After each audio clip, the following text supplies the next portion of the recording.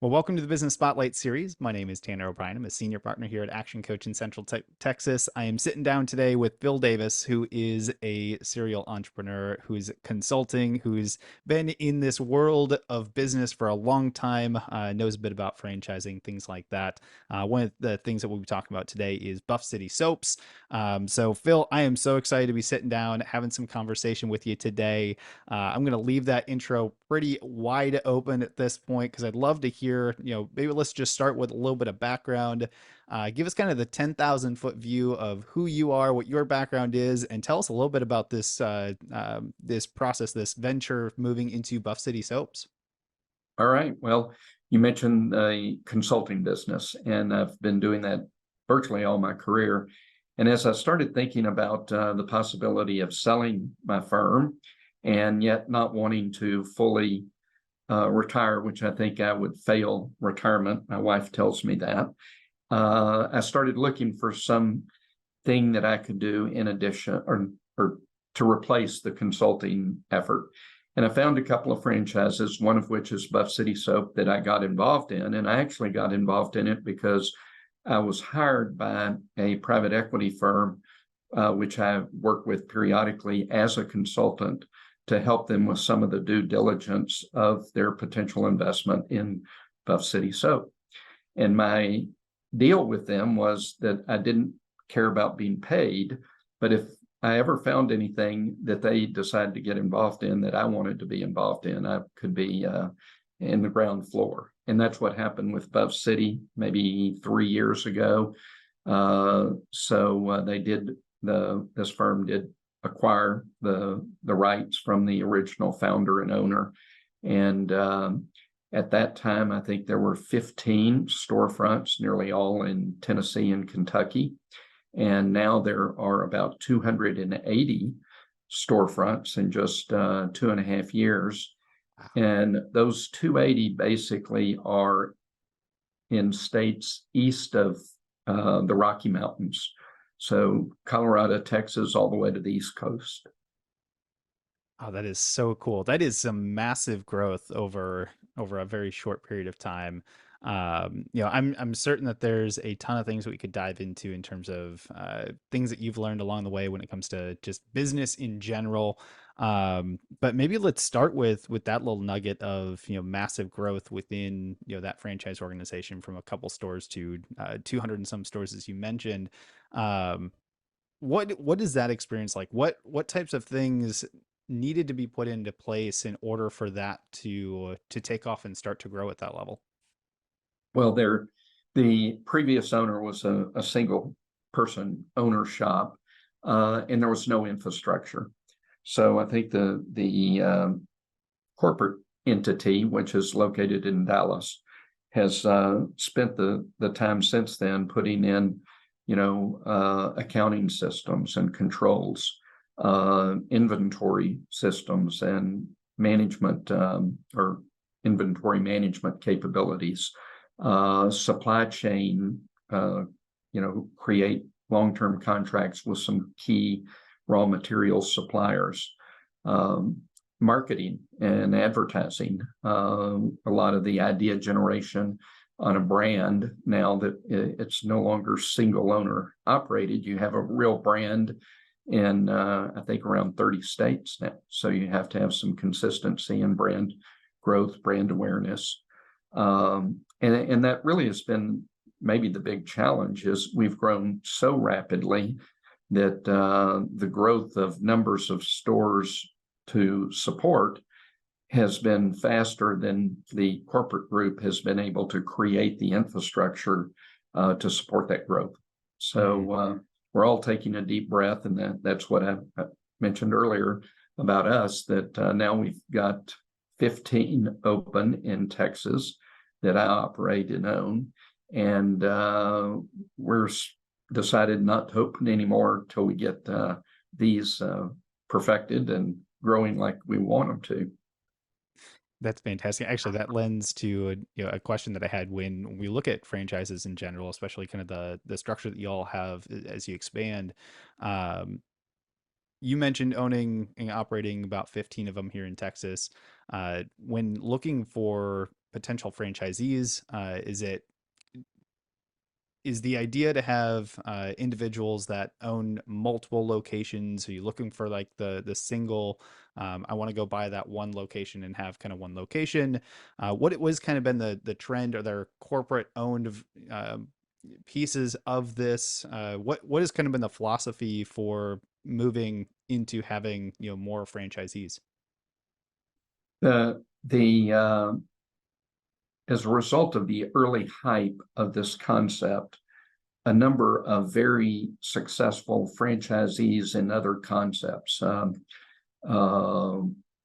I guess Suntan City, and maybe the biggest one is one of the fitness concepts that has exploded. And a number of those owners got involved and bought, licenses to 50 and even 100 locations. I think the corporate entity finds it easier to deal with fewer owners than more. So they have encouraged multiple unit owners. And I also have, as mentioned, 15 in Texas. I have 3 in Florida, and that's with a partner who runs them. And our 18 makes us only the 4th or 5th largest operator in the system right now. So it's easier for corporate to have fewer owners. In some cases, I think from experience elsewhere, having more owners with a smaller footprint is better because they really focus on making their handful of stores successful instead of trying to manage a big multi-state footprint. Mm.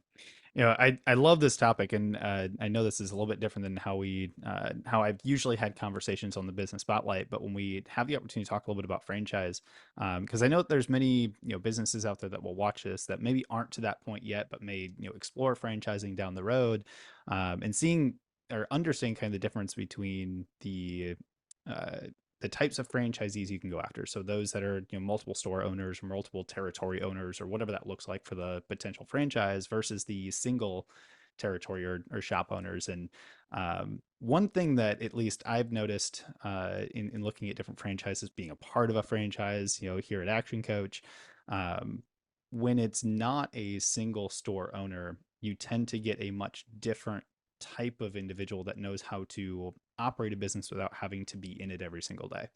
Whereas if you have the single store owner type deal, they can get stuck, in the business a lot.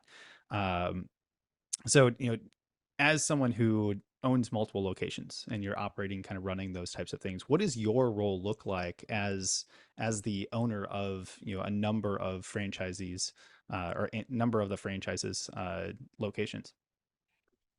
Um, that's an excellent question, and I guess I'm going to differentiate myself to some in that I'm the owner, but I do have a CEO and president. I've got a CFO, and I've got a chief marketing person. So I've got a full complement of staff that are in our stores every day. They're managing and growing the business. And I view my role as the owner to be there to be a sounding board for ideas, to ask the critical questions at the right time, maybe challenge some thinking if I think it is appropriate. I also walk a fine line that it's not my role to manage, and I am there to be a resource, if you will, nearly a coach to my CEO, my CFO, and team that helps them grow the business. I think my years of experience, I've got some insights. They're all much younger and seen fewer things. So I think that role has served us well. But it is a fine line because I realize that if I get too heavy-handed in the decision making, I turn off my management team. They get frustrated, or they decide that this isn't what they want to do, and that's certainly not the case. I do enjoy spending time. I think the greatest value I have is I love going into our stores. And I never tell them I'm coming. I just like to show up and kind of see what the the experience of customer is, because I think that's critical to our success, is providing a really outstanding customer experience. And so I'll go into a store and I'll just watch and observe and listen and learn, and then later share that with our leadership team. Mm. So then, at the store level, how many team members does it take to properly operate an individual store? Are there kind of levels within it? Do you have a general manager in place for each store? Kind of what does that look like at the store level for you? Yeah, we've got, and maybe I can better explain it by giving our overall structure.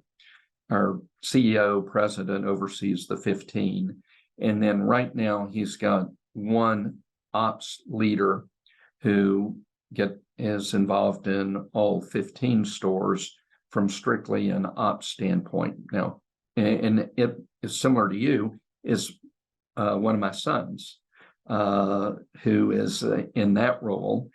And then below him, he has what we call regional managers, two in Houston, one in Austin. And they're involved in the day-to-day managing of the stores in their geographic area. Each store will then have a manager. And in some of the more busy stores, we may even have an assistant manager. Mm. And then we have what we call buff care specialist. And those are our team members who make the soaps, who are the point of contact with our customers and the key customer relationship people. So that's our structure. Then we've got, the required payroll, accounting, HR people in support of all that.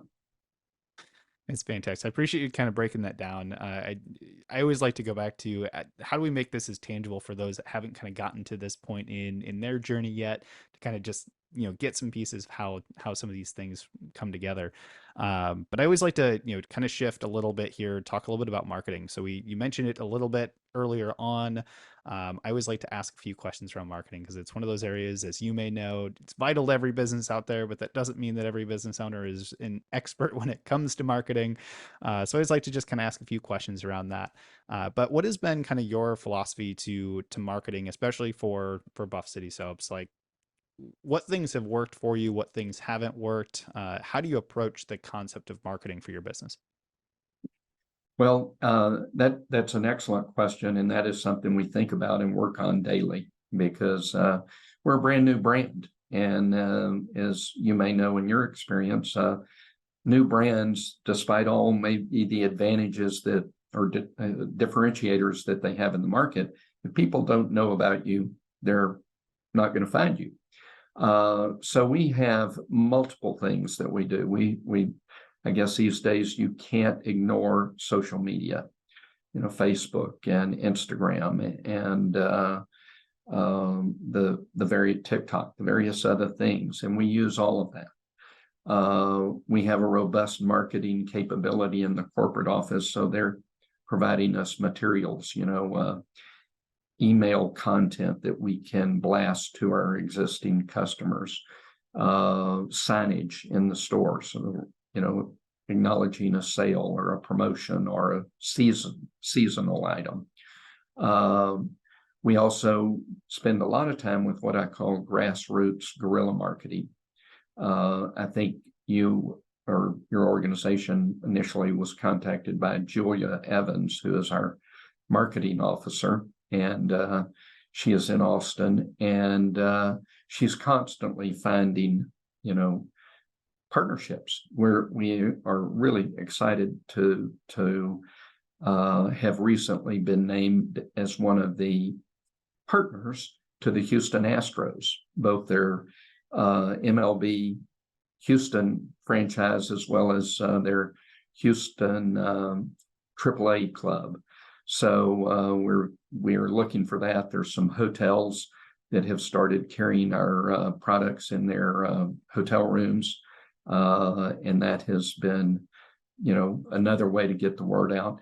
And maybe our favorite thing, because it's something that we participate in and it's a differentiator. One of the concepts that was at the core of our business model is that, like Starbucks, who really was a creator of retail theater. You go in and you watch the barista make the product, and you can customize it because there is a barista there to do it the way you want it. You can create a relationship with that person if you're a regular customer. So we hand make our soaps in the store every day, in every one of our products, our soap products. And what we do, getting back to your question, is we offer soap making parties. And we are nearly so successful that it makes it hard to operate a retail storefront when you have, I guess, a number of younger kids. I think, and I'm stereotyping, and I don't want to do that, but we host a lot of birthday parties for young kids, primarily young ladies. And they'll come in with their 15 best friends and their parents, and they will have a ball making bath bombs and then themselves, and then decorating it with colors and scents. Our scents are proprietary, and we have around 50 different scents at any given time. We have multiple colors that they can make it, so they'll customize it. And I was at one recently where I just walked in. I didn't expect there to be a party there, and they had 20 young ladies and probably 35 adults to support them. And I had, I don't know, 4 or 5 moms come up to me after the party and said, "We've never heard of Buff City. Our daughter was invited to this party. She wants her party here next month." So that's been, these bath bomb parties have been a huge marketing effort. Another group, a lot of adult women like to have ladies' nights out, and they'll bring their own wine after hours, and they'll make soaps and have a girlfriend's event. So that's been a real help to us marketing, because one person will put together the party and maybe no one else has even heard of us, but by the time they leave, a number of them become avid fans of our products. Oh, that is so cool. I'm just like imagining right now, I've got an 8-year-old and a 5-year-old at home, and just imagining them making a bath bomb and just getting so excited about that. So that Well, is bring them absolutely in. amazing. I will definitely have to do that now that I know this. On I guess it's kind of a marketing piece of the question, but location. So choosing locations, things like that. How is that kind of played into it? Because I know when it kind of comes up and I hear Buff City Soaps, I immediately can visualize where one is in like Round Rock as an example. How important has location selection been in kind of the overall marketing process?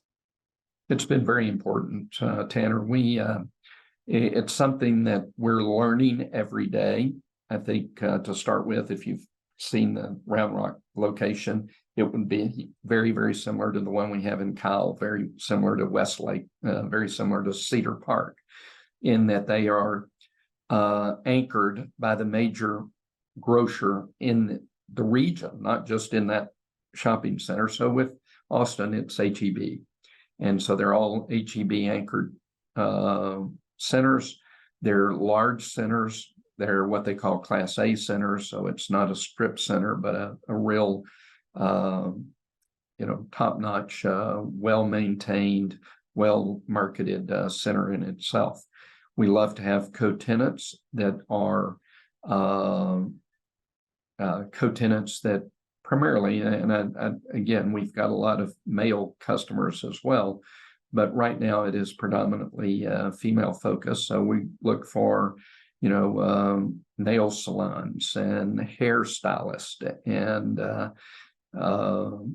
even dress shops and other fitness centers, things where, women like to shop, and we like to be very visible in the center. So those have been the kind of strategies of site selection. I think what we've learned, though, over the couple of years is, sometimes it works even better if we go into more of a shopping experience, like a pedestrian mall, where you have people just walking by all day, and many times they're not in a hurry. So they'll pop in even if they weren't planning to pop in, or they pop in because they see us and see all the colors, and they hear the music, and they go in and see the fragrant or smell the fragrances, and it becomes a very appealing stop that they weren't even expecting to take. Mm. That's yeah, that is so interesting and such an important piece there. I want to take a step back and kind of look at your journey overall through. We'll just call it this crazy thing that's called business. Um, I'm sure there have been a number of lessons learned along the way or hurdles that you've had to overcome. But is there any lesson that kind of stands out in your mind that it would be worthwhile to kind of share with the audience today that you had to overcome and has helped you become the business leader that you are today? Well, I think, and I've had a number of people come to me who are thinking about getting involved in any kind of franchise, not just this one or another one or two that I've been involved in. But uh, I, there's, to me, there's two simple things, and it was something I was told when I started my consulting firm 25 years ago. Be patient. Success won't come day one, but keep after it if you believe you've got the best product in the market, whether it's a service or, in this case, a product, and be well capitalized.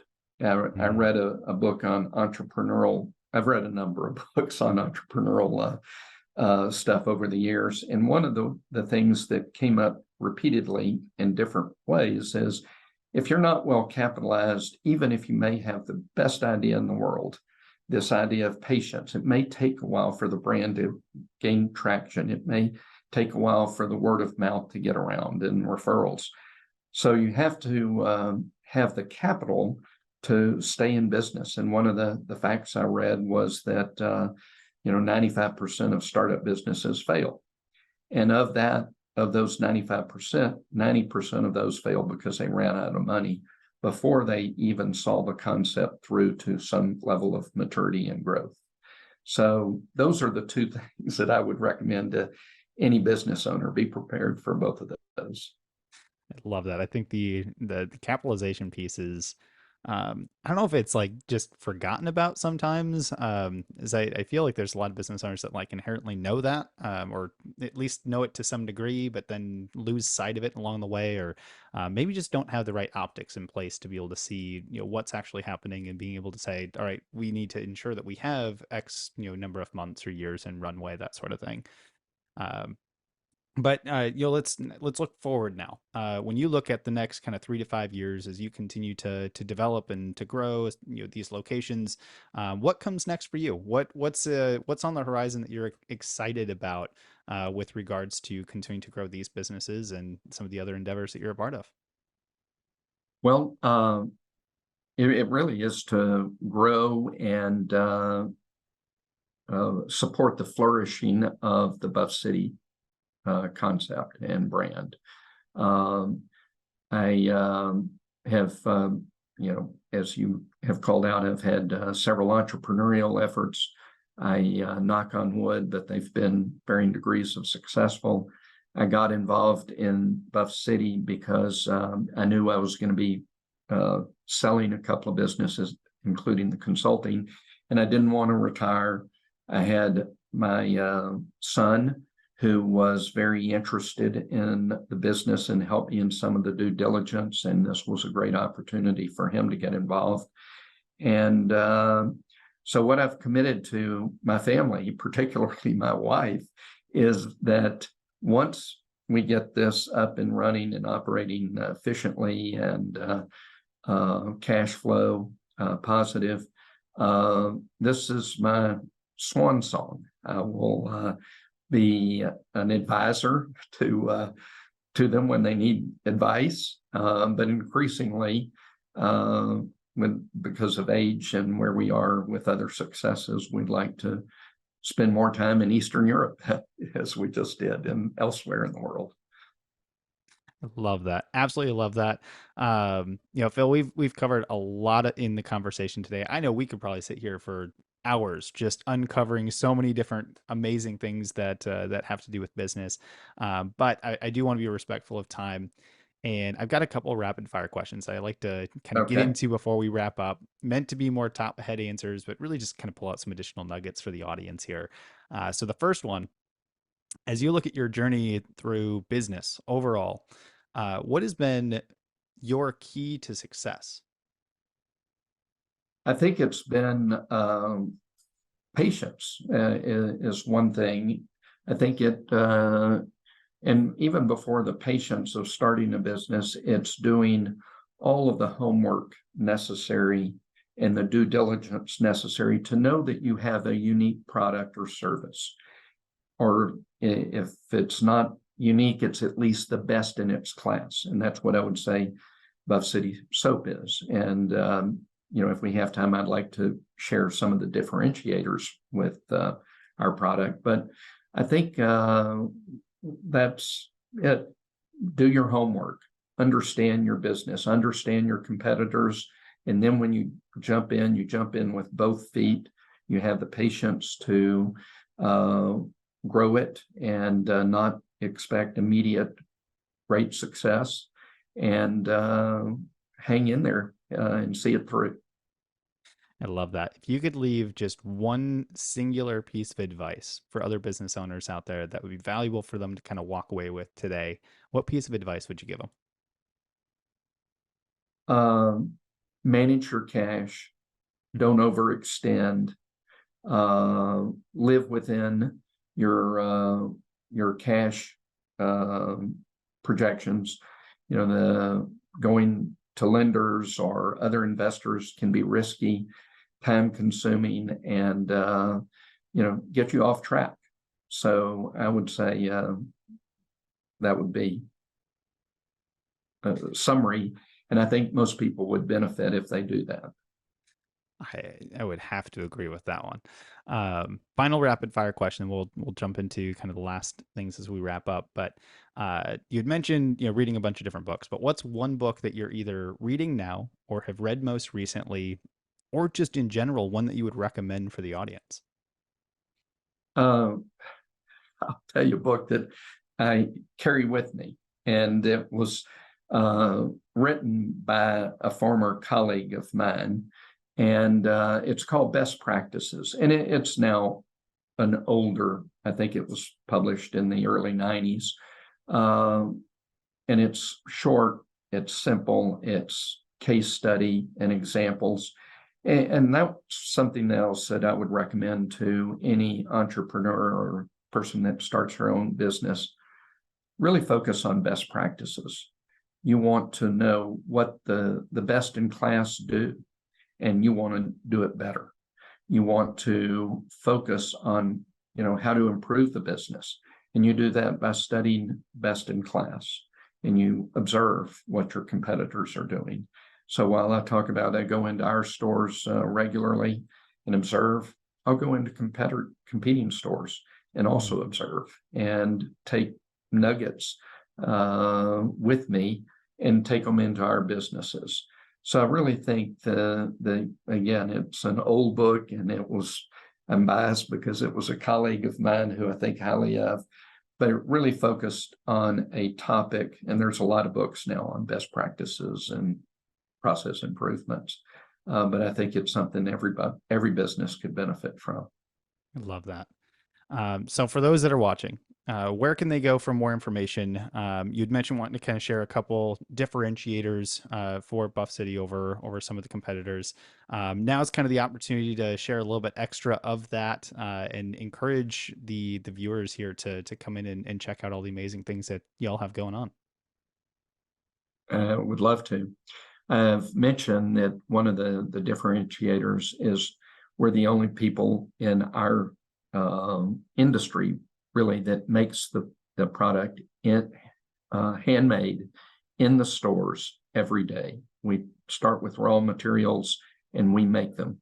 And that creates this not only the handmade daily and made locally, which are key things these days, but also it gives us the opportunity to have this retail theater that I've explained, where we can have parties and events and host people to come in and see how we do it and customize and that sort of thing. So that's a second differentiator. The customization, we have 50 different scents and a variety of different colors. You want a bath bomb and you want this scent versus this other scent, you can customize it to your own liking. And I think that's a differentiator. Maybe the biggest, and one of the things that we hear from particularly moms is how I guess our products are all made from natural products. They're plant-based. We use absolutely no detergent. So when we talk about laundry soap, we're very careful. It's laundry soap. It's not a detergent. We have, it's skin friendly, it's environmental friendly, which is certainly a differentiator. And I think the last thing that I would mention is that our price point is below that of others really that are in our industry category of luxury products. The other thing that we're doing as a company is we started as a soap company.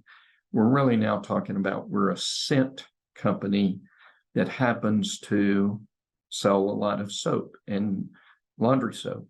But we also do other products like candles and wax melts and body lotions, a variety of other products that you can find.